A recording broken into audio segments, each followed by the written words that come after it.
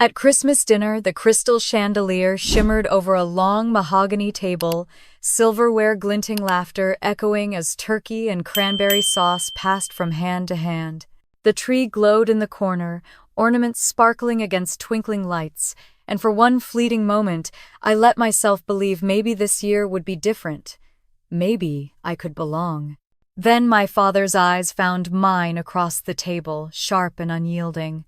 My mother's pearls caught the light as she leaned closer to him, her lips curving into a thin line. Together they looked at me with a kind of finality I had always dreaded but never heard out loud. Their voices struck like a blade cutting through the music. "We wish you were never born." It was not whispered, it was not hidden. The words rang across the dining room, and the room itself seemed to recoil. A cousin dropped his fork with a metallic clatter. Someone's phone, already raised, tilted to capture the moment. And then came the laughter-mocking collective aimed entirely at me. The sound rolled around the table, harsh and gleeful, as though erasing me was entertainment. My hands tightened around the cold glass of wine until my knuckles ached. My chair scraped back against the polished wood as I stood, breath sharp in my chest. Then erase me from everything I said, voice clear and unwavering. "From this family, from all your plans." The room froze. Not a breath stirred. For a moment all I heard was the crackle of the fire and the pounding of my own heart. My father, Gregory Hayes, looked like he had swallowed glass, his jaw tightening so hard I thought it might shatter. My mother, Margaret, adjusted the napkin in her lap with unnecessary precision, her emerald dress gleaming but her hands trembling. Across from them, my brother Daniel's eyes widened, then narrowed as he pressed a protective hand over his wife Samantha's arm, silently warning her not to interfere. Around the table, cousins stared as though I had just set fire to the Christmas tree. I didn't flinch. I let the silence hang.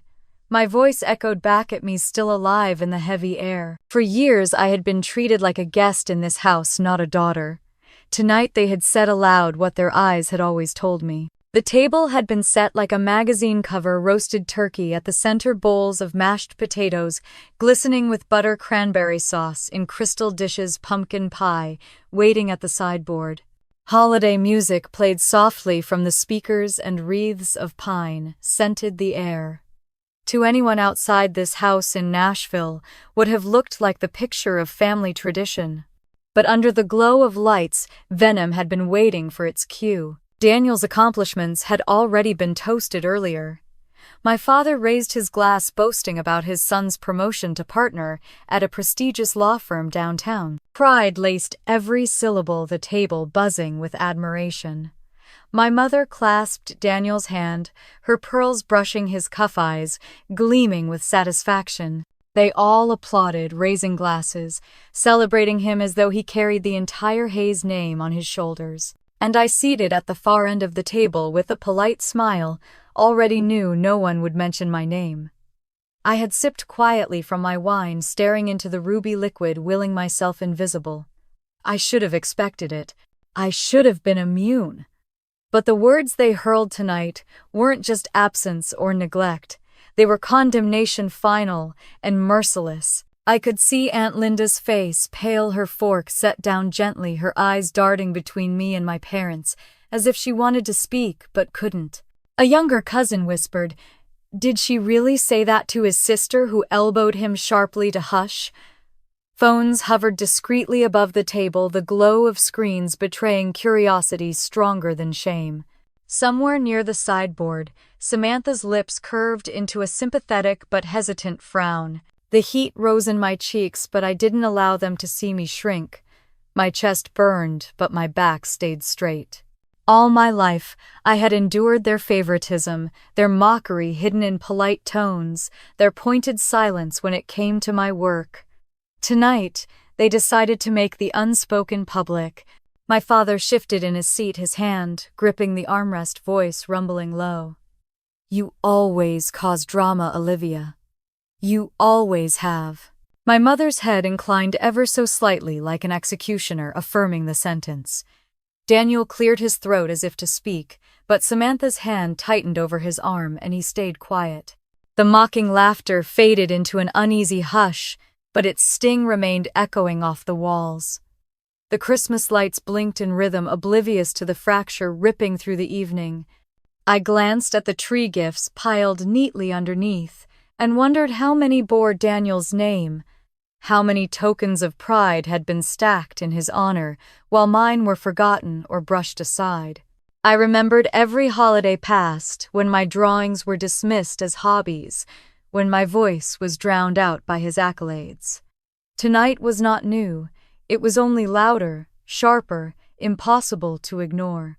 They wished me erased, and in front of everyone I had dared to agree. The hush grew unbearable. My glass remained on the table, a circle of condensation marking its place. The fire in the hearth popped loudly as if mocking the silence of the people around me. My breath came slow and steady, though inside I was trembling with fury. I turned toward the hallway, each step deliberate, heels clicking against hardwood. Behind me whispers rose like a tide, sharp, pitying, speculative. The family dinner had shifted from tradition to spectacle in an instant. I felt the weight of eyes pressing against my back, the kind that wanted to consume the drama but never intervene. The foyer smelled of pine, the wreath on the door brushing my shoulder as I reached for my coat. My fingers fumbled for a moment, not from weakness, but from the electricity of rage rushing through me. I could still hear their voices in my head, my father's cold pronouncement, my mother's complicit silence. I pulled my coat tight, opened the door, and stepped into the night. The Tennessee air cut through me, sharp and bracing, snowflakes settling into my hair. For the first time in years, the cold felt cleaner than the warmth I had left behind. The house glowed behind me, windows spilling light into the dark, but inside was no longer my place. I paused at the end of the driveway, boots crunching on the snow. A chorus of muffled voices rose inside, the buzz of phones, recording the click of glasses refilling as if nothing had happened. To them, maybe it was just another scandal, another story to whisper about tomorrow. To me, it was the end of the last illusion. I looked back one final time. Their laughter had been the final cut, and my words had been my only defense. I no longer belonged at their table. I no longer needed to.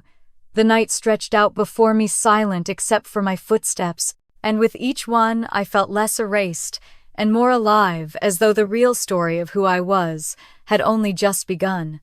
The room stayed frozen long after my words had cut through the air. The fire crackled in the hearth, and the only movement was the faint clink of a spoon sliding from someone's trembling hand onto a china plate. My father's jaw twitched, his eyes locked on me with a fury that seemed ready to ignite, but his tongue faltered. For once, Gregory Hayes had no command to give. My mother shifted in her chair, adjusting her pearls with a tight smile that fooled no one. "Don't make this worse, Olivia," she hissed, but her voice was thin, fragile, against the silence that pressed in around us. I could feel every stare. A cousin to my right pressed his phone closer to his chest, the faint glow of a recording app shining against his shirt. Samantha lowered her eyes, pretending to rearrange her napkin. Daniel sat rigid, his hand clenched on the table as though, if he moved, the entire facade of control would collapse. The smell of roasted turkey and cloves, once warm and inviting, now clung like smoke in my throat. I turned away from them, the stem of my glass leaving a wet ring on the linen as I set it down. My chair scraped back again as I stepped toward the hallway. The sound echoed, final and sharp, cutting through the strained quiet. No one moved to stop me. The air in the hall was colder, though the heat from the dining room spilled in weakly behind me.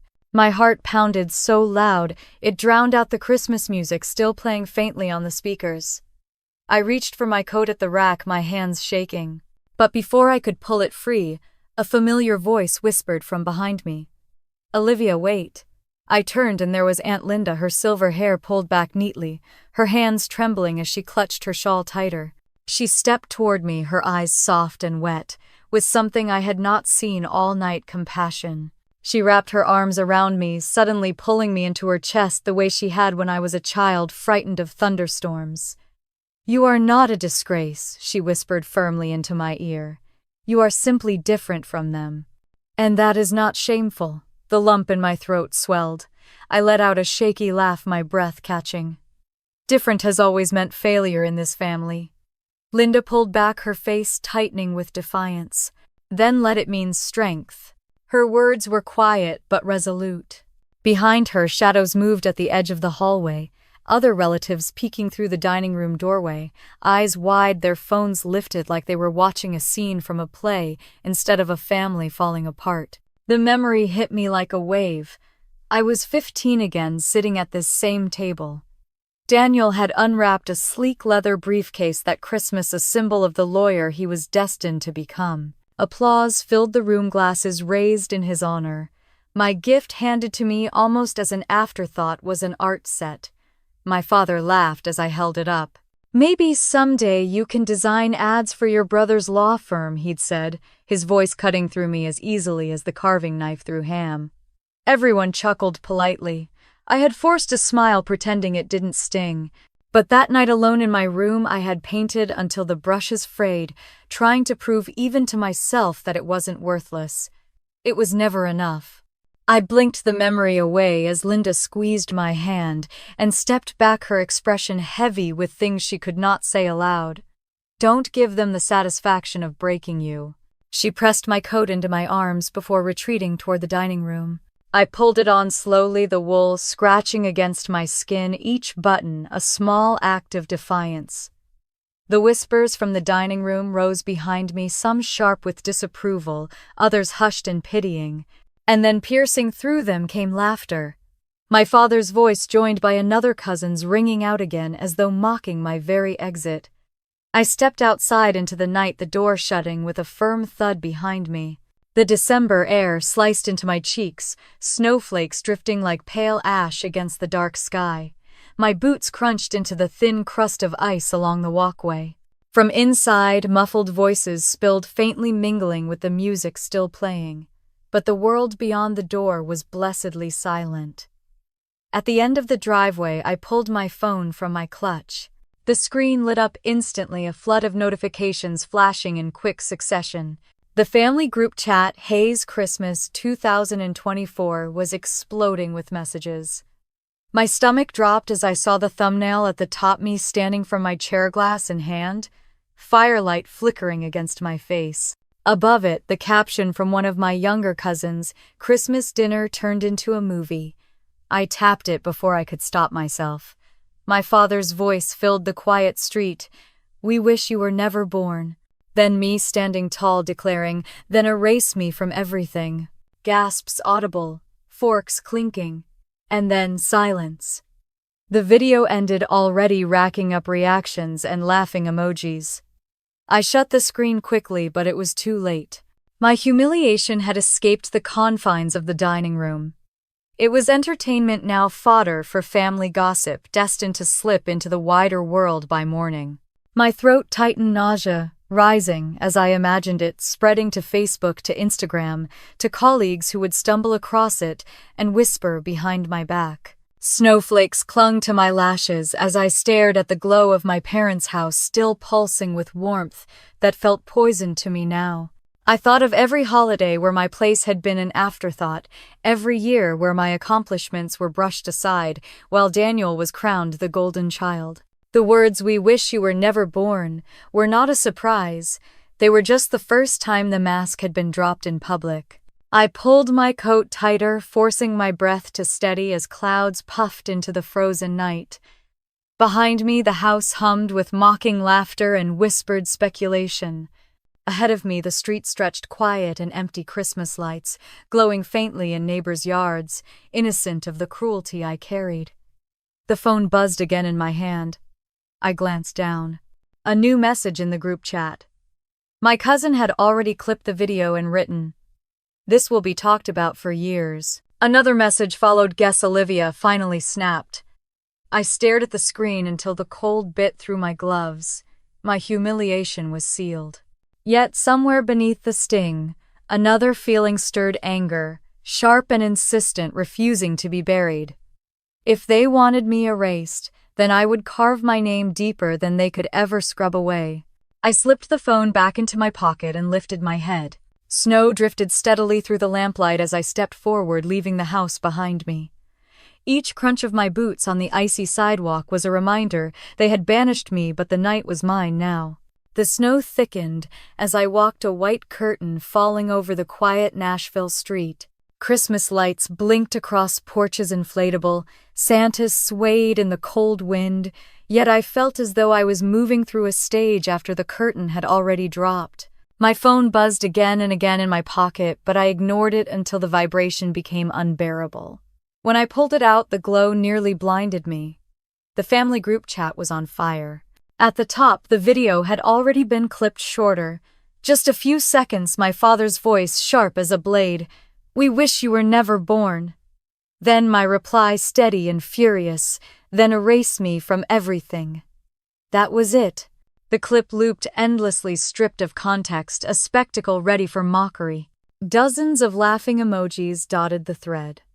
A cousin wrote, "Meme of the year, guys." Another typed, "Olivia finally lost it."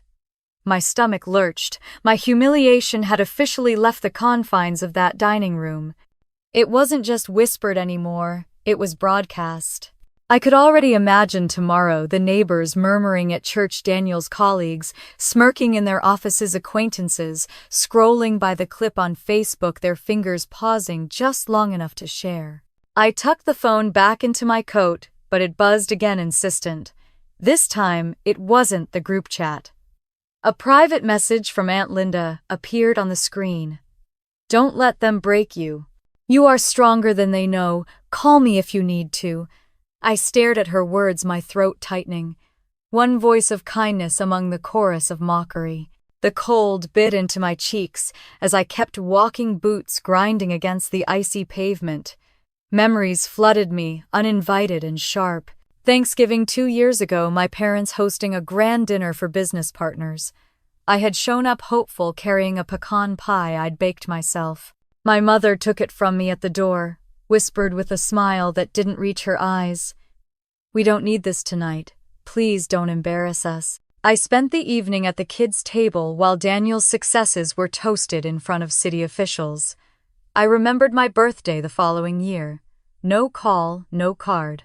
A week later, my mother explained they'd been busy with Daniel's case. Meanwhile, his 35th had been celebrated with a catered party at the country club. Excluded wasn't even the right word. It was erasure year after year until tonight, when they finally said it aloud. The word inheritance slid into my thoughts, sour and heavy. Last autumn, there had been a family meeting in my father's study. Daniel leaned casually against the armchair, already looking like the crown prince, while my mother hovered near the window. My father spoke with pride, announcing Daniel as the heir to Hayes Realty, the family business. The company, the properties, the trust, all his. My name wasn't even mentioned.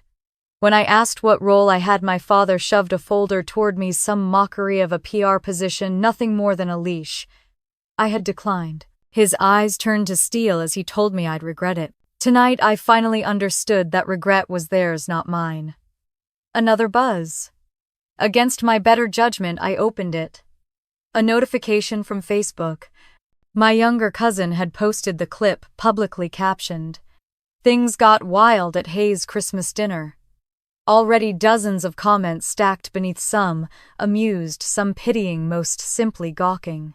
I wanted to drop the phone into the snow, to bury it under ice and forget it existed, but I couldn't stop watching the views climb. My disgrace was becoming entertainment. I stumbled onto a quieter street lined with bare trees, their branches laced with snow. I leaned against a lamppost, my breath fogging in the light. The betrayal wasn't just from my parents anymore. It was from every relative who had sat silent, every cousin who now treated my pain like a viral joke. My chest ached with the weight of it, but beneath that ache, something else began to stir, anger sharp and clear. I thought of Daniel, of the smug look on his face as the boardroom was promised to him, of my father's pride radiating like a crown passed down from one man to the next. I thought of the countless nights I stayed up working on designs for clients, pouring myself into interiors that made small cafes shine, that gave boutique stores new life. Those clients had thanked me, written me notes, even cried when they saw the finished spaces. Yet in this family, I was nothing more than a shadow, a failure defined by not being him. My phone buzzed again. Another message. This one not from family, but from an old client, a restaurant owner I had helped the year before. Saw the video. Don't listen to them. Your work kept us alive during a brutal season. We're still proud to have your designs in our windows. My eyes blurred, not from humiliation this time, but from something close to relief. There were people who saw me, who valued what I created, even if my own blood did not. I slid the phone back into my pocket, pressing it against my leg as though to anchor myself. Snowflakes drifted down into my hair, melting against my skin. Around me, the city was silent. The Hayes family had tried to erase me. But as I walked, each step echoing against the icy pavement, I began to realize they hadn't erased me. They had freed me. At the corner, I stopped and looked back once more toward the glow of the house I had left behind.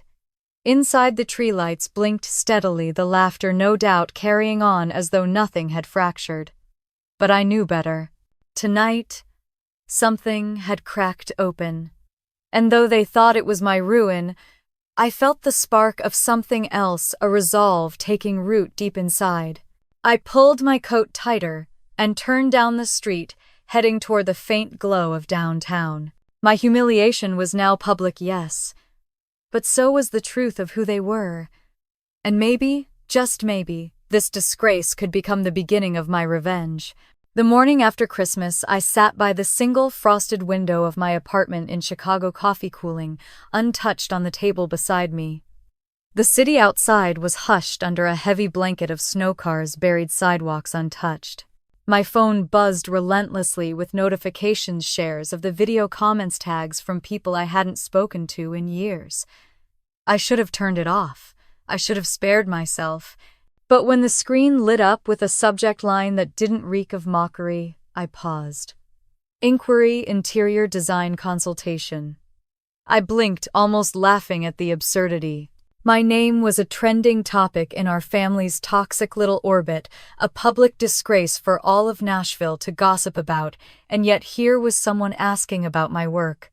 Against reason, I opened it. The email was direct, almost startling in its clarity. My name is Ethan Caldwell, CEO of Next Gen Technologies. I saw the video circulating last night. While your family might have seen disgrace, I saw conviction. I looked at your portfolio afterward. Your restaurant projects the boutique interiors. They stood out because they felt alive, not corporate. We're planning a major expansion and need a complete redesign for our headquarters in New York. Logo, interiors, the whole vision. Let's talk. I read it 3 times, my pulse quickening each time. A CEO. A project in New York. Words like complete redesign and the whole vision. It felt surreal. I glanced at the corner of my apartment, where sketches were pinned to the wall with pushpins overlapping like desperate proof that I existed. My father's voice echoed from memory. Art won't pay the bills. Yet here it was, a chance to prove him wrong. My hands trembled as I typed a cautious reply, agreeing to a call later that afternoon. When Ethan's voice came through the line, it carried confidence, but also warmth. He didn't waste time. He listed details from my work that only someone who had studied carefully would know: the cafe in Lincoln Park, with reclaimed wood walls, the Cambridge bookstore I'd rebranded, that was now thriving. He said, I don't want noise. I want vision. I want someone who isn't afraid to be seen. Something inside me stirred at those words. He had watched that viral clip, watched me stand up to my family in front of everyone, and while the world mocked, he saw courage. When he named the figure, I nearly dropped the phone. $250,000 for a 6-month contract, more than I had ever earned in a single year. I repeated the number back to him, afraid I had misheard. His laugh was low and certain. That's correct. We're investing in more than furniture and paint. We're investing in identity. And I think you understand identity better than most. After the call ended, I sat in stunned silence. The hum of the refrigerator was the only sound in the room, and even that seemed too loud. My disgrace had gone viral, but instead of closing doors, one had opened wider than any I had ever dared imagine. Still doubt gnawed at me. I thought of every time I had been told to be practical to accept my place. My father's face when I rejected the PR role at Hayes Realty. My mother's cold silence whenever I mentioned my studio. What if I failed? What if I proved them? Right after all, I called Maya Torres, my closest friend from college, now an architect, with a small firm. She listened patiently as I spilled everything: the video, the humiliation, Ethan's email, the staggering offer. When I finished, there was a pause and then her voice steady as stone. Take it. You've been waiting your whole life for this moment. Prove them wrong. Prove yourself right. Her certainty was the lifeline I didn't know I needed. That night I cleared the clutter from my desk, spreading out my sketchpads, markers, and laptop. I scribbled furiously, filling pages with concepts that merged warmth and innovation, technology and humanity. I imagined a headquarters where creativity wasn't stifled by gray walls, where employees felt seen instead of swallowed. For the first time in years, I didn't feel like I was sketching for scraps of validation. I felt like I was sketching for a future. Sleep barely touched me before the next day arrived, heavy with snow but bright with purpose. I signed the contract digitally, my name glowing on the screen. The figure at the bottom nearly made me cry again, but I steadied myself. This wasn't luck. This wasn't charity. This was recognition earned. The moment the confirmation email came through, I knew I couldn't work from my small apartment anymore. If I was going to take this seriously, I needed a real space. I found a loft for rent in River North, a converted warehouse with exposed brick and high ceilings. It was drafty, the radiator groaned like an old man, but the light from the wide windows made the dust shimmer like possibility. I brought in secondhand furniture one piece at a time, carrying a desk up the stairs myself, breathless and sweating. I bought paint with the little money I had left and rolled it onto the walls until my arms ached. At night, I slept on the couch, surrounded by cardboard boxes and hope. It wasn't much, but it was mine. I named it Horizon Studio, a bright line between the past and the future, between the family that had tried to erase me and the woman who refused to vanish. While I poured myself into Ethan's project, my phone continued to buzz with the noise of my family. A cousin posted a photo of my loft with the caption, "Olivia's little hobby shop." My mother called once, her voice sharp with disapproval. "Stop embarrassing us. You'll regret chasing this nonsense." I held the phone steady, my voice calm as I answered, "I've regretted listening to you more than anything else." Then I hung up. The silence that followed wasn't empty, it was liberating. Nights blurred into mornings. Maya joined me after work, sprawled across the floor with her laptop while we brainstormed layouts. Pizza boxes stacked high, sketches covered the walls. Slowly, Horizon Studio began to feel alive. Ethan called regularly, his faith in me fueling my own. He told me the board in New York was impressed, already eager for the presentation in January. Sometimes exhaustion pulled me back into doubt. Bills piled on the corner of my desk unopened. My savings dwindled to almost nothing. But then I'd remember my father's voice at that table, the words meant to bury me. "We wish you were never born." I clung to the fire those words had ignited. On New Year's Eve, I sat alone in the loft, sketches scattered around me, a single string of fairy lights glowing against the brick wall. Outside, fireworks erupted over the skyline, bursts of color splitting the night. I raised a glass of cheap champagne to myself. If they erased me, I whispered, I'll draw myself back bigger than they ever imagined. And as the midnight bells tolled, I felt for the first time in my life that the new year was mine.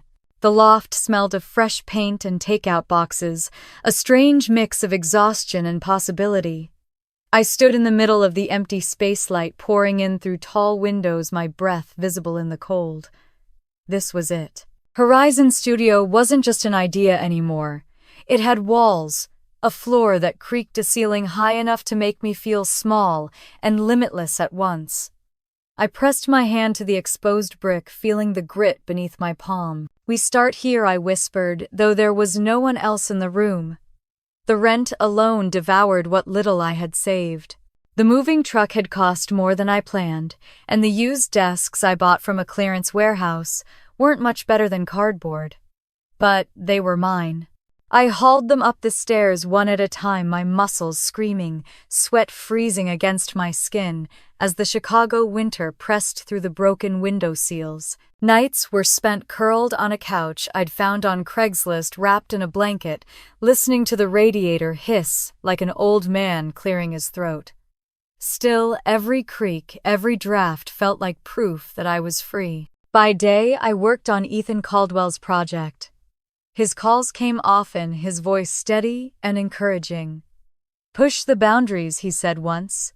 "Don't be afraid to take risks." I filled the walls with sketches, mood boards, blending warm wood with sleek glass offices that felt like homes instead of cages, collaborative spaces with sunlight and color instead of gray cubicles. Maya came after work most evenings, her laptop balanced on her knees as she sprawled on the floor.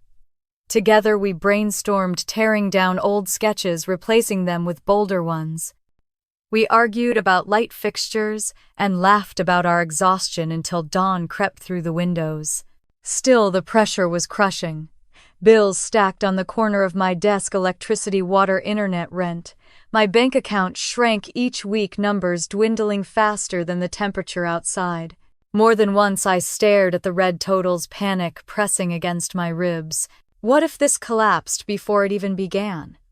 What if I proved my father right, that this was nothing more than a hobby masquerading as a dream? My phone vibrated, constantly dragging me back into the orbit of the family I had tried to leave behind. A photo appeared in the group chat, my loft, snapped by a cousin who had driven by out of curiosity. The caption read, "Olivia's little hobby shop." Laughing emojis followed, piling on like stones. I felt the sting but refused to respond. Later that week, my mother called. Her voice was sharp-clipped. "Stop embarrassing us, Olivia. You think people aren't talking. You'll regret this nonsense when it all falls apart." I held the phone tight, my voice calm, almost cold. "I regretted listening to you more than anything else." And I hung up. The silence that followed was louder than any insult. It was mine. Every day I returned to the loft with new determination. Ethan sent over plans for NextGen's headquarters in New York, a sprawling space in the heart of Manhattan. "Think bold," his email read. So I did.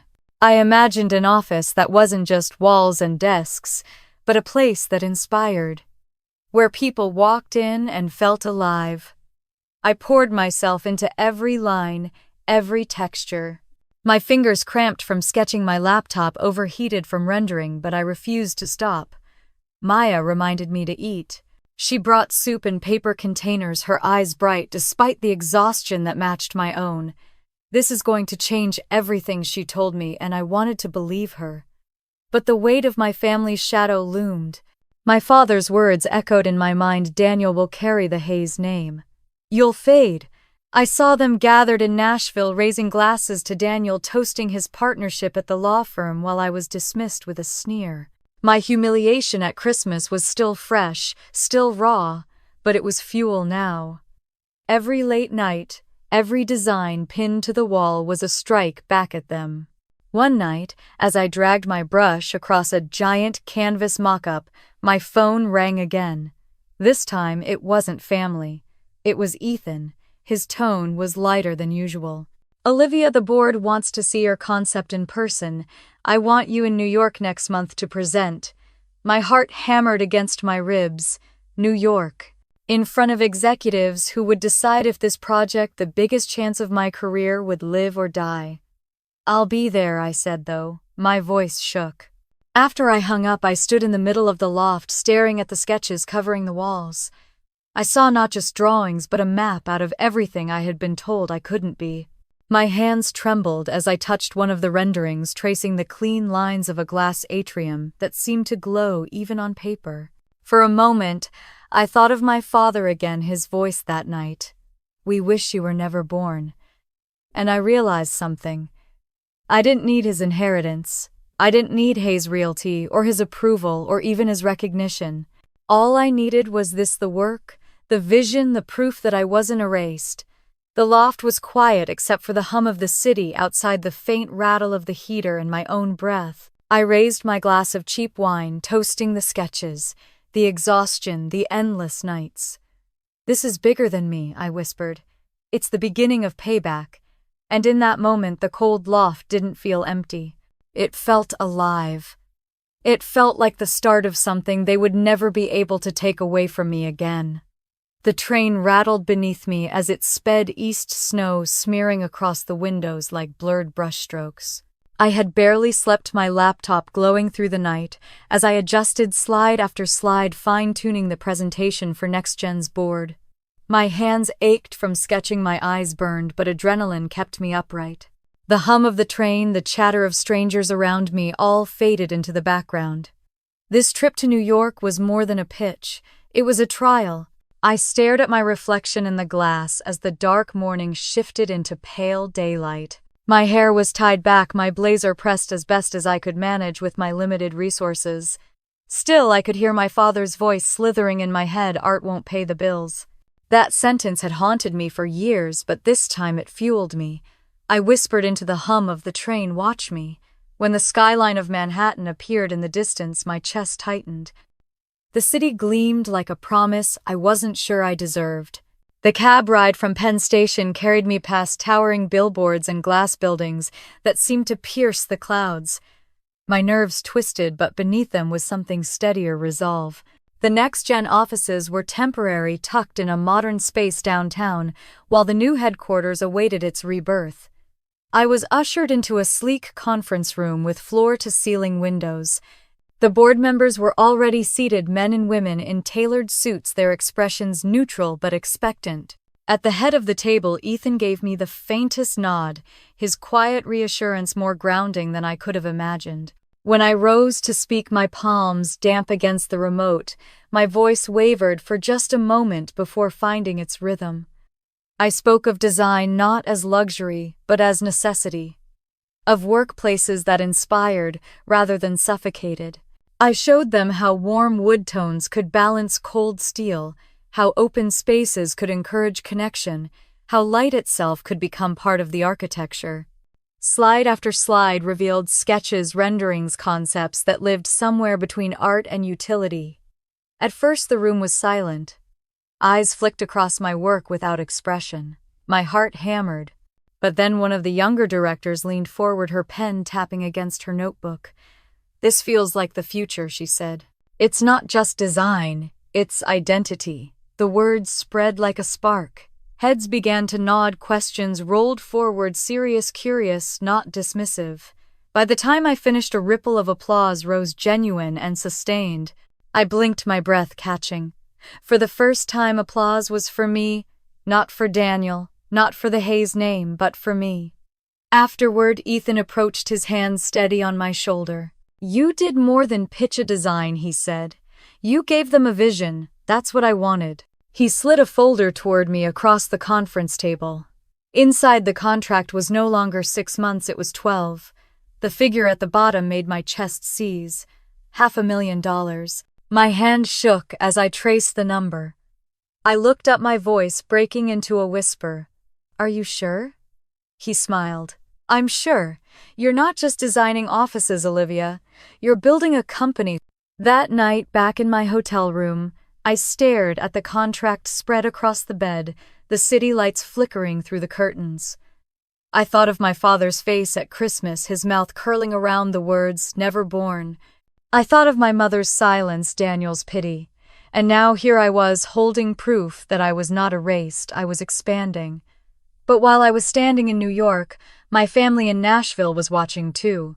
At the Hayes home, another dinner was underway, their voices filling the dining room where I had been cast out weeks earlier.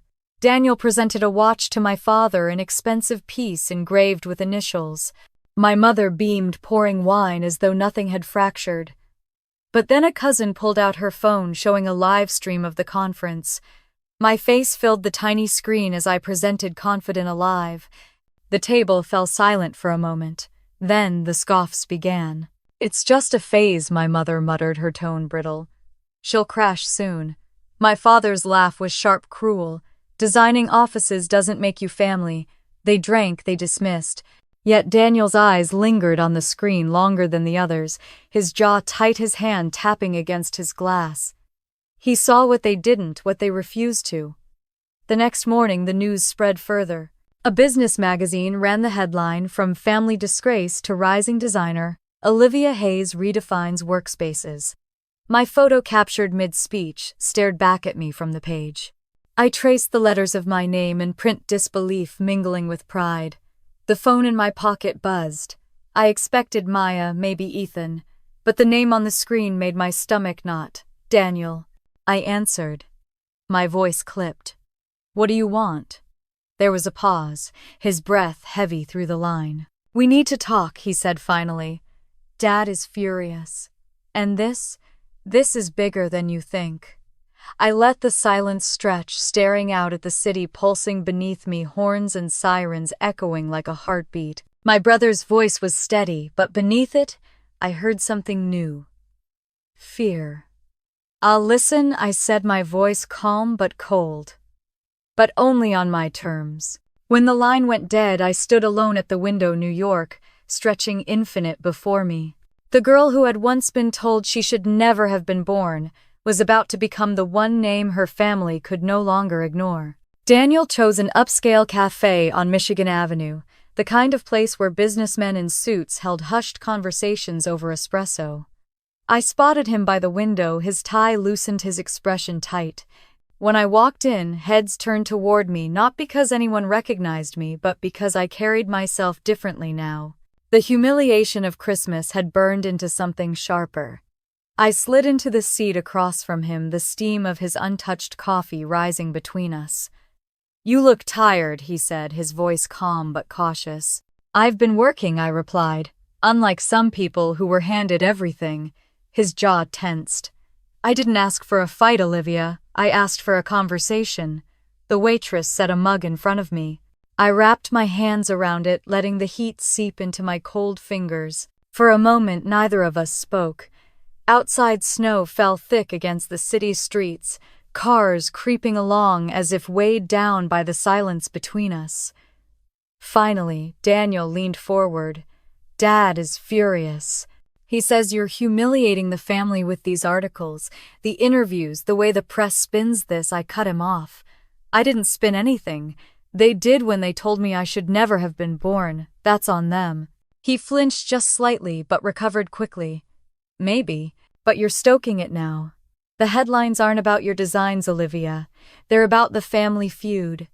That clip at Christmas, the way you walked out, it's everywhere. And it's hurting us." I let out a bitter laugh. "Hurting you, Hayes Realty is crumbling because it's old Daniel, stuck in the past. Clients want vision. They don't care about marble floors and your father's handshake deals anymore. Don't you dare put that on me." He exhaled sharply, rubbing his forehead. "You don't understand. You've been excluded from the inheritance, the trust, the company. That's not going to change, so why keep provoking them?" The word inheritance landed like a stone in my gut.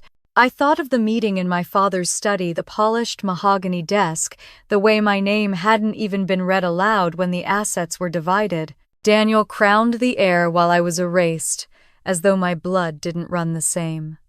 My fists tightened around the mug. "I'm not provoking them," I said, my voice low. "I'm finally living without their permission." His eyes flickered, uncertain. For the first time I saw cracks in his armor. He leaned back in his chair, silent for a moment, then admitted, "Hayes Realty is struggling. We've lost contracts. Clients say the company looks outdated. Investors are nervous." I watched him carefully, and his gaze met mine, steady but troubled. "And some of the board thinks maybe you're the answer." The words hit me like a shock. For years I had been the disgrace, the afterthought. Now in the shadow of collapse my name had been spoken in that boardroom, my father's worst nightmare. I leaned forward. "Do you believe that Daniel hesitated? I believe you're talented. I've always believed that. But I also believe you're tearing this family apart." Anger rose like fire in my chest. I set the mug down hard enough for it to rattle.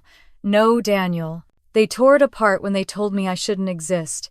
Don't twist this on me." He slammed his palm on the table, startling the couple behind us. "You don't get it. You're winning the press war, but you're killing Dad. He built Hayes Realty with his bare hands, and now people think his daughter is the visionary while he's the relic. Do you have any idea what that's doing to him?" I stared at him, my heartbeat thundering. "Do you know what it did to me, Daniel? Every Christmas, every birthday, every moment I was erased so you could shine. They made sure the world knew you were the pride and I was the shame. You want me to feel sorry now that the tables have turned?" His face drained of color. The fight left his eyes replaced with something heavier, guilt maybe, or recognition. He leaned back, voice softer. "I never wanted this. I wanted us both to matter."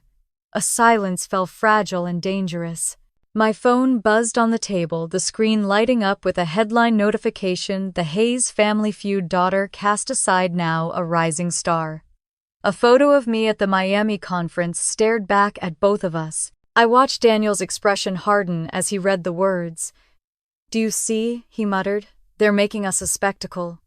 I picked up the phone and tucked it into my coat pocket. "No, Daniel. They're finally telling the truth." For a long moment he said nothing. His hand hovered near his coffee cup, fingers trembling just slightly. I realized then that Daniel wasn't as untouchable as he wanted me to believe. He saw the storm coming. He knew Hayes Realty was slipping, and the golden child title was no longer enough to keep him safe. He looked up at me, his eyes tired. "Please, Olivia, don't let this destroy us completely." I rose from the table, pulling my coat tighter. "It's not me who's destroying anything. It's the legacy they built on favoritism and lies. I won't carry it anymore." I walked out into the falling snow, the cold air slapping my cheeks, my breath rising in clouds. Behind me, the cafe door swung shut, muting the clatter of cups and Daniel's silence. On the sidewalk, my phone buzzed again. An email notification flashed across the screen. "Invitation International Design Conference, Miami keynote speaker." My breath caught.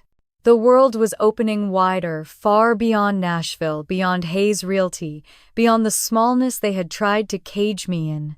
I tilted my head back, snowflakes landing on my lashes.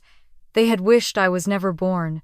And now the same name they tried to erase was about to stand on a global stage. The plane descended over Miami, the coastline glittering under a sun so bright it felt almost unreal after months of Chicago snow. From the window I watched palm trees lining the highways, the ocean stretching into endless blue. I pressed my hand against the glass, my pulse racing. This wasn't just another job. This was the stage where I would step out of the shadow my family had trapped me in and claim a place they could never deny. The hotel lobby buzzed with voices when I arrived. Attendees of the International Design Conference clustered in groups, badges swinging from lanyards, their conversations layered with accents from around the world. I checked in, clutching the folder of notes I had rewritten a dozen times, and rode the elevator up to my room. From the balcony, I could see the Atlantic waves cresting like liquid glass.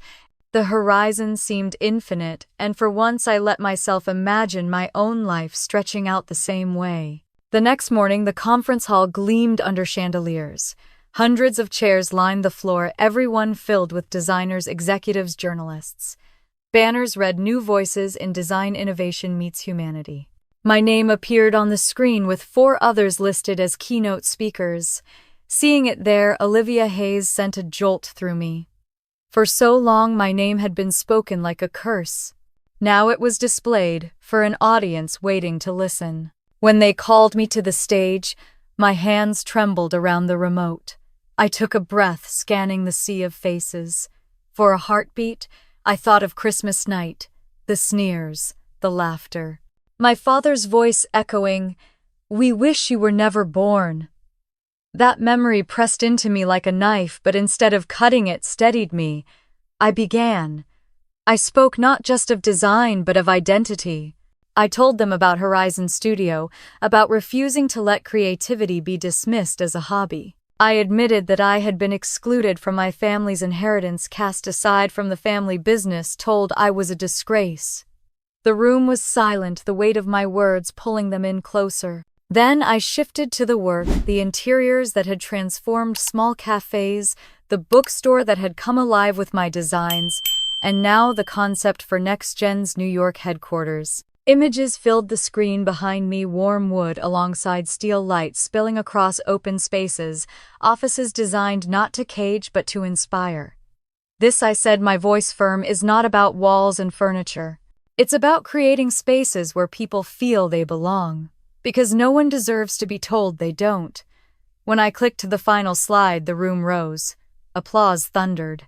People stood clapping until my chest ached from the sound. A woman in the front row wiped her eyes. A man shouted yes. My throat tightened and I bowed my head, overwhelmed. For the first time in my life, I wasn't the background, the mistake, the forgotten one. I was the center. Back in Nashville, my family was watching. The conference had been live-streamed, the video already spreading. My father sat at the head of the dining table, the same seat where he had once condemned me. His fists clenched on the armrests as my face appeared on the screen, my voice filling the room. My mother's smile faltered, her eyes darting nervously to the relatives seated around them. Daniel sat in silence, his jaw tight. "She's making a fool of herself," my father growled. "This is a circus." But even as he spat the words, the truth spread beyond his control. That night, headlines appeared online. From betrayal at Christmas to Miami stage, Olivia Hayes redefines design. A financial journal compared my rise to the decline of Hayes Realty. While Hayes Realty clings to outdated methods, their daughter leads innovation on a global stage. The words seared into their reputation like fire through paper. In my hotel room, I read the articles with trembling hands. Each line was surreal. My name praised my work, celebrated my story, reframed as triumph instead of humiliation. I closed the laptop and stared at my reflection in the dark window. For the first time, I felt taller than the shame they had draped over me. That evening, Ethan called. His voice carried both pride and warning. "You were incredible, Olivia. But listen. Your family's company is losing contracts fast. They're blaming you for the press. Your name is everywhere and it's forcing people to look at them differently." I leaned against the balcony, railing the Miami night, wrapping warm around me. The ocean roared below, steady, unrelenting. My heart pounded as Ethan's words sank in. They blamed me, but not because I had failed. Because I was succeeding. I thought of my father, so certain that erasing me would secure the Hayes legacy. Now the world was watching his disgrace through the very name he had tried to bury. The irony was sharp, almost cruel. I closed my eyes, letting the sea wind whip through my hair, and whispered to myself, "This is my payback." The phone buzzed again after I hung up with Ethan. This time it was a message from an unknown number. I opened it cautiously. It was Daniel. "We need to talk. Things are worse than you think." I stared at the screen, my pulse quickening. They had wished me gone, wished me never born. But now the company they guarded like a fortress was cracking, and my name, the name they tried to erase, was the only one echoing loud enough to be heard. The boardroom of Hayes Realty felt more like a courtroom that January morning. Frost clung to the windows of the Nashville headquarters, but inside the tension was suffocating. My father sat at the head of the polished mahogany table, his silver hair slicked back, his posture stiff with authority. My mother sat beside him, pearls at her throat, hands folded neatly in her lap. Daniel leaned against his chair, trying to project calm, though the lines around his eyes betrayed sleepless nights. Across the table, directors shuffled papers, their voices sharp and clipped. 3 contracts canceled in the last 8 weeks, one man said, stabbing his finger against a printout. That's millions in projected revenue gone. A younger woman on the board, miss, Carter added bluntly. And it's not just the money. The press has destroyed our image. Clients don't want to be associated with a company perceived as outdated and hostile. We're toxic right now. Gregory slammed his palm on the table, the sound reverberating through the room.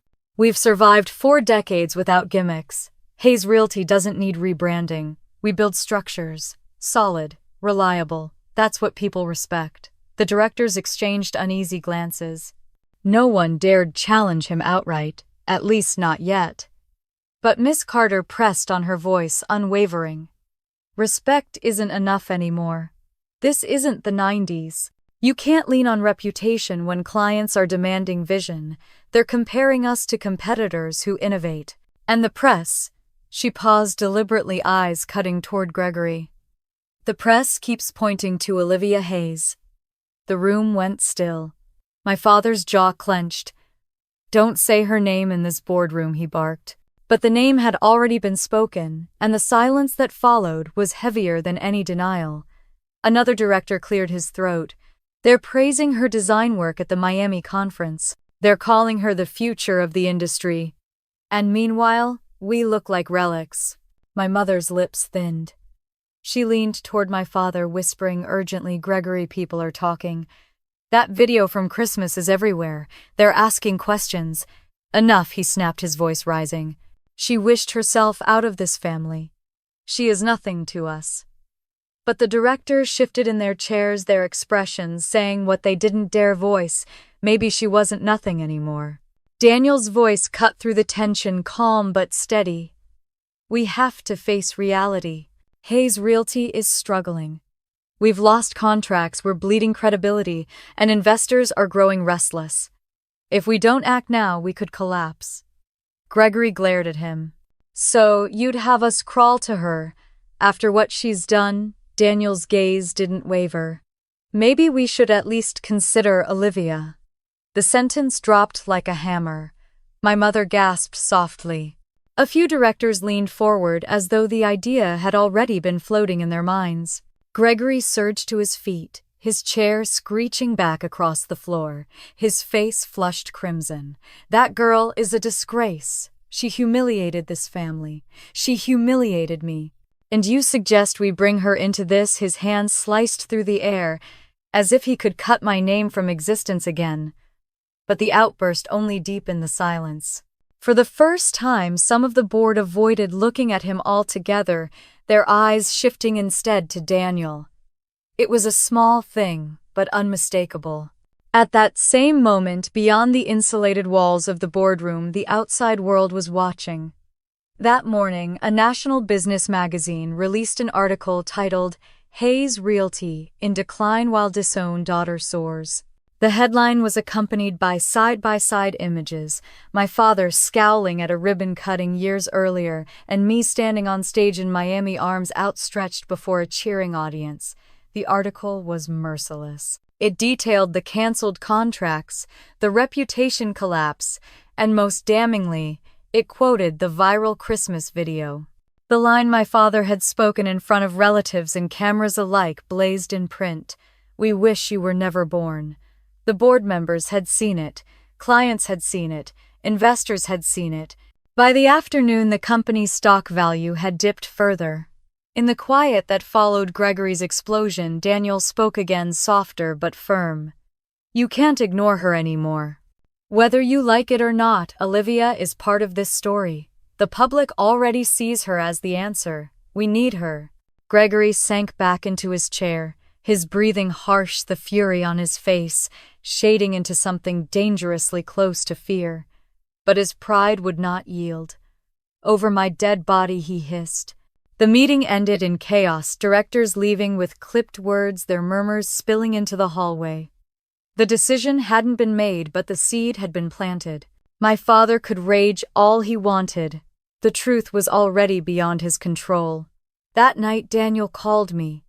His voice was strained, heavier than I'd ever heard it. It's worse than you know, he admitted.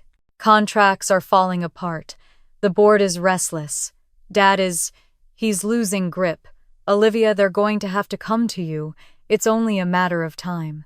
I stood by the window of my Chicago loft, snow swirling against the glass, the city below glowing with winter lights. My heart pounded at his words, but I let silence stretch between us.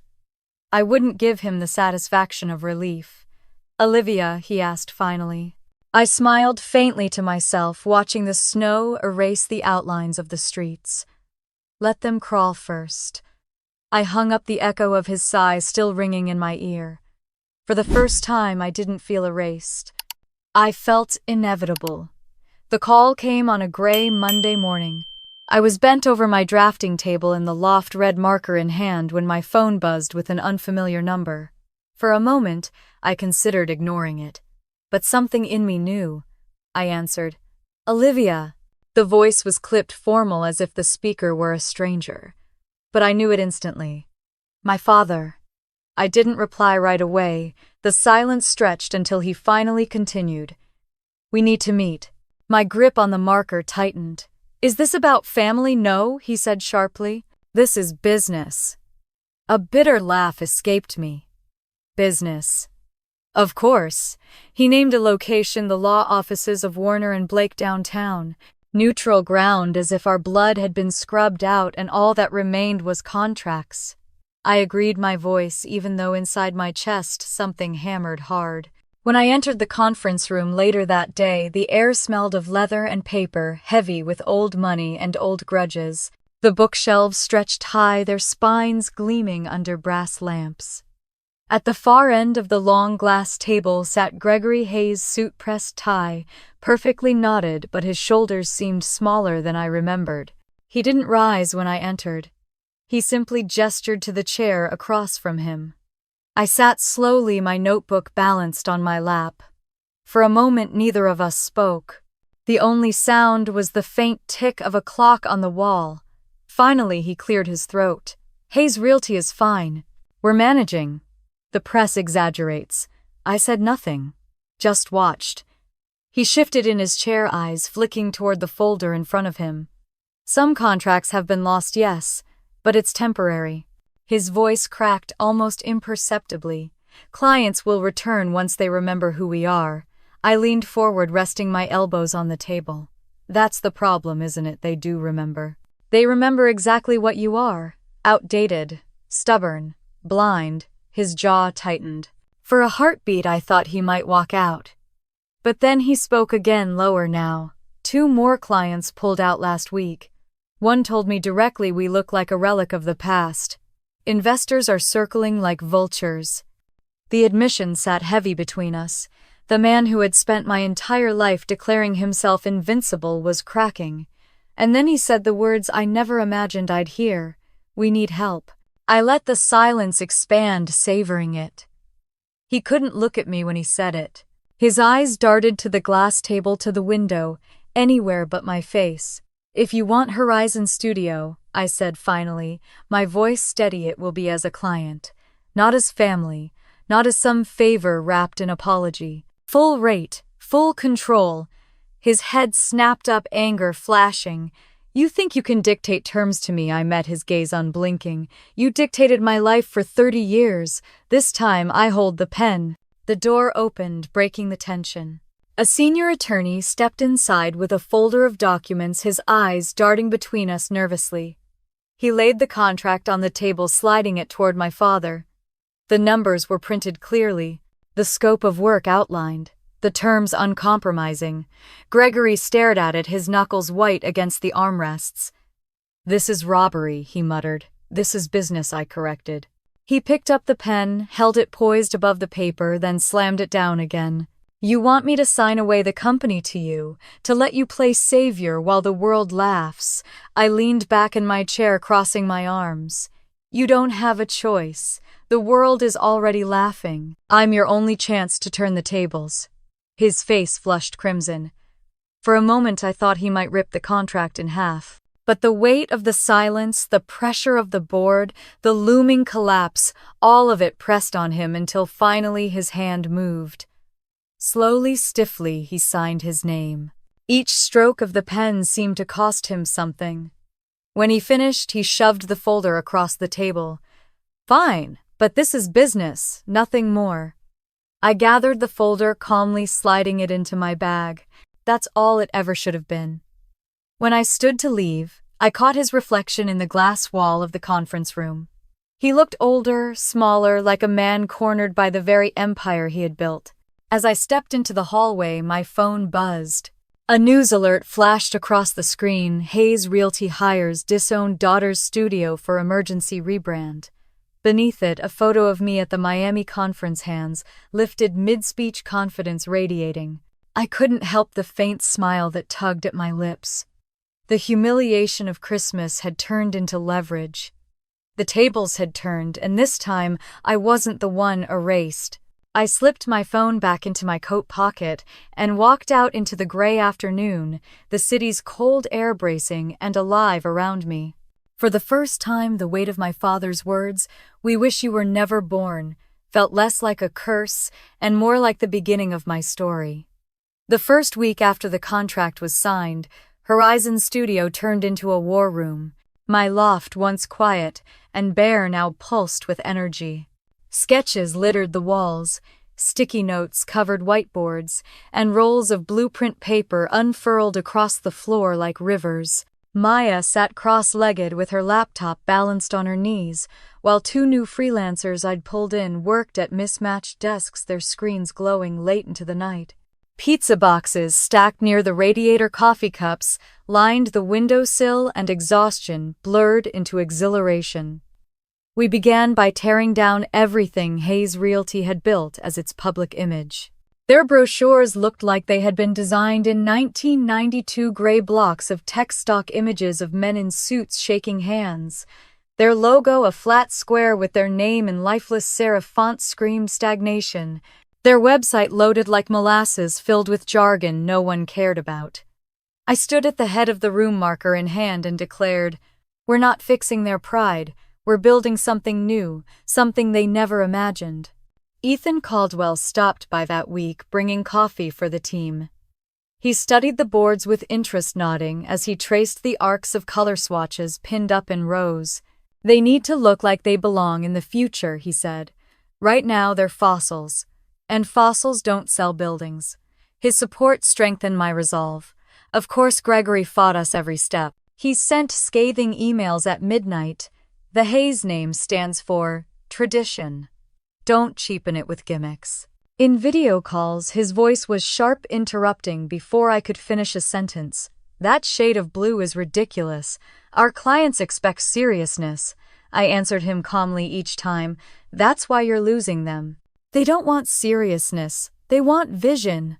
Daniel often played mediator, his face tired on the other end of the camera. "Maybe we can find a balance," he suggested. But I shook my head. Balance is what got them stuck. We're not compromising with the past. One night, after 10 hours straight of debate, Maya pulled me aside. "You realize what this is, don't you?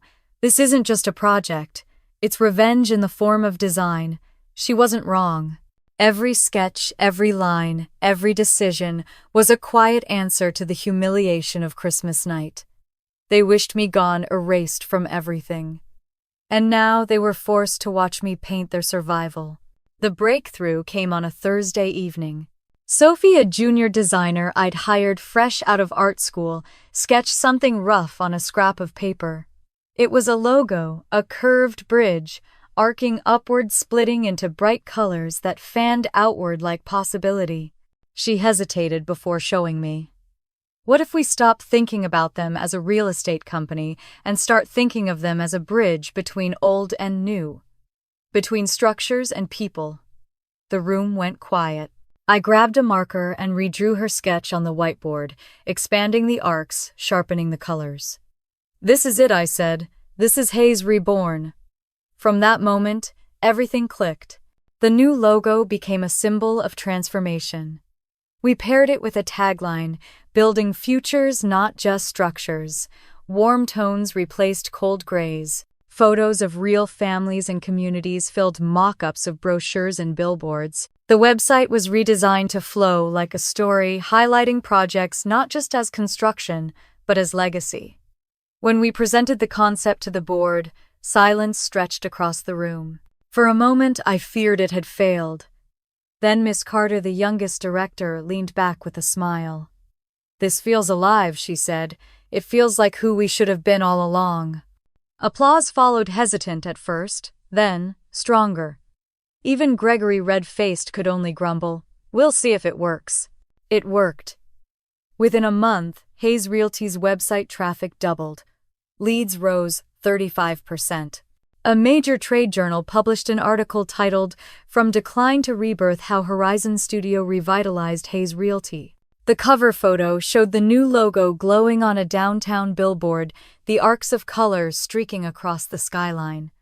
For the first time in decades, the Hayes name was spoken with excitement instead of weariness. I held the magazine in my hands, the headline bold against my chest. For years, my father had told me art was worthless, a hobby at best. Now my art was saving his empire. But I didn't let him forget the terms. Every invoice was delivered in full, every decision cleared through Horizon Studio, not the Hayes family. When Gregory tried to interfere, I reminded him, "You signed the contract, this is business." One afternoon, he called me into his office. His desk, usually cluttered with blueprints, was almost bare, except for a single report. He tapped it once. "Profits are up, clients are returning, investors are calling again." I nodded. "Good. That's what you hired me for." He stared at me, his mouth tightening. "You saved this company." For a moment, the room was silent but heavy with unspoken words. It wasn't an apology, it wasn't forgiveness, but it was acknowledgement, something I had never been given before. "This was never about saving you," I said quietly. "It was about doing the work right." His eyes flickered, the pride in them too fragile to last. But he didn't argue. I left the office with the winter sunlight spilling through the glass doors, the weight on my shoulders lighter than it had been in years. For the first time, I walked the halls of Hayes Realty, not as the forgotten daughter, but as the architect of its survival. Back at Horizon Studio, Maya poured cheap champagne into paper cups.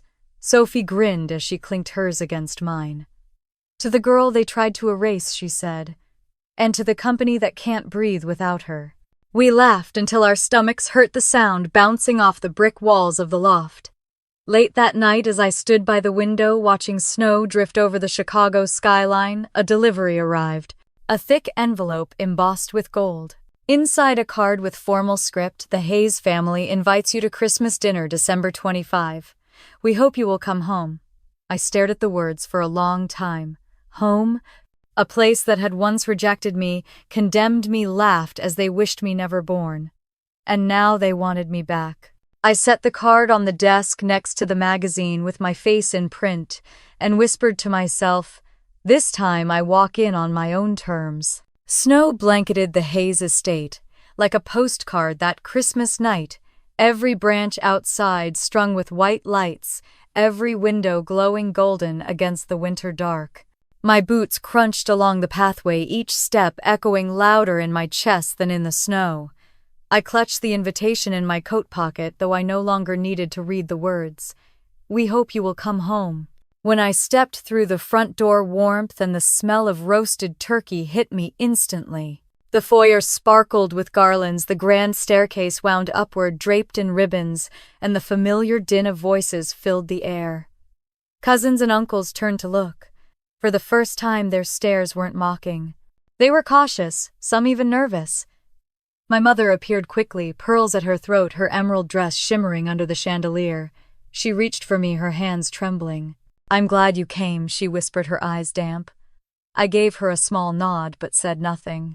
Behind her, my father stood in the dining room doorway, posture rigid as ever, though his gaze didn't hold the same unshakable authority it once had. Daniel hovered beside him, his expression unreadable. At the long mahogany table, plates were already full: mashed potatoes, green bean casserole, cranberry sauce, glistening in crystal bowls. The Christmas tree glittered in the corner, gifts stacked neatly beneath. I slid into my seat beside Aunt Linda, who squeezed my hand firmly, her smile carrying more pride than anyone else's in the room. Conversation stumbled at first, halting and awkward. But food was passed, wine poured, laughter resurfacing in cautious spurts. Children ran near the tree, their shouts mingling with the crackle of the fire. To anyone outside, it looked like tradition restored. Yet I could feel the current beneath it, the shift that hung over every word. When the plates were cleared and dessert arrived, pumpkin and pecan pies steaming, the moment I knew was coming finally did. My father rose from his chair. The room hushed instantly.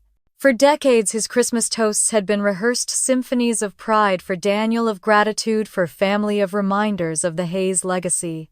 Tonight his glass shook slightly in his hand. He began the same way he always had, thanking everyone for being there, praising another year of family gathered under one roof. But then his voice faltered. He looked at me and the room seemed to shrink until only the two of us remained. Last year, he said slowly, I spoke words I cannot take back. Words that wounded, words that shamed. I said Olivia was our disgrace, that she was a mistake. His throat worked hard around the words. He glanced at Daniel, then back to me. Tonight I say this instead, Olivia is not a disgrace. She is the pride of this family. The silence broke with applause, hesitant at first, then stronger. Relatives clapped, some rising to their feet. My mother pressed her hand to her mouth, tears slipping down her cheeks. Daniel clapped too, though slower, his smile tight and forced. I sat still, the sound around me fading. His words echoed, but not in the way he might have imagined. They didn't heal, they didn't erase. They were simply proof of what I already knew. That acknowledgement, when it finally came, no longer defined me. I raised my glass, slightly nodding. Thank you, I said, my voice even. Then I set it down, calm and unshaken. The evening moved forward. Pie was sliced, coffee poured, cousins told stories of old holidays. Laughter returned in waves, filling the house the way it once had. Aunt Linda leaned close, whispering, I told you, this day would come. Strength doesn't go unnoticed forever. I smiled faintly, my chest lighter than it had been in years. Still deep inside, I understood something sharper. I didn't need my father's speech to stand tall. I had already built a life on my own terms, a studio that thrived, a reputation that no longer lived in anyone's shadow. His recognition was not the foundation, it was merely confirmation. Later, as the night wound down, I stood by the Christmas tree. The ornaments shimmered, the lights reflected in the glass baubles. My reflection stared back, calm, steady, no longer the forgotten daughter at the far end of the table. Behind me, voices rose with cheer, but I felt separate, whole in my own skin. They had wished I was never born, but I had proved beyond doubt that I was impossible to erase. I turned toward the door, slipping on my coat. Snowflakes drifted silently as I stepped onto the porch. I breathed deep, the cold air filling me with a clarity I hadn't felt in years. Looking out at the glittering night, I whispered to myself, the circle is closed. And now, to you listening, have you ever been called a disgrace by your own family? Have you ever been excluded, diminished, made to feel like you didn't belong? Share your story in the comments. And if you believe our worth is never defined by anyone else's approval, like this video and subscribe. Together we'll keep telling stories where the tables finally turn.